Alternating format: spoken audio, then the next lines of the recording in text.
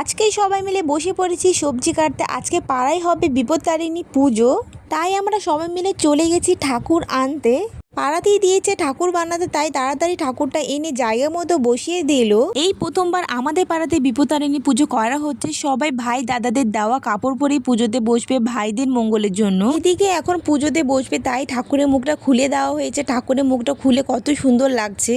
তোমাদের পাড়াতে কারা কারা বিপত্তারিণী পুজো করেছে কমেন্টে জানাও। আমাদের পাড়াতে তো এই প্রথম হচ্ছে পুজো। আমাদের শুরু হয়ে গেছে, দেখো এখানে ঠাকুর মশাই পুজো করছে। এখন শুরু হয়ে যাবে অঞ্জলি। ফাইনালি শুরু হয়ে গেছে আমাদের এখানে অঞ্জলি। সবাই দাঁড়িয়ে পড়েছে অঞ্জলি দেওয়ার জন্য। তারপর আমরা সবাই বেরিয়ে পড়েছি ঠাকুরকে বিসর্জন দিতে। এই পুজোয় নাকি পুজো হয়ে যাওয়ার ওই দিনই ঠাকুরকে বিসর্জন দিতে হয়। তাই পুজো শেষ হওয়ার আধা ঘন্টা 1 ঘন্টা পরে আমরা সবাই বেরিয়ে পড়েছি ঠাকুরকে বিসর্জন দিতে। আমরা ঠাকুর বিসর্জন দিতে থাকি। আর তোমরা চ্যানেলটি সাবস্ক্রাইব করে দিও। বাই বাই, দেখা হচ্ছে নেক্সট কোনো এক ভিডিওতে।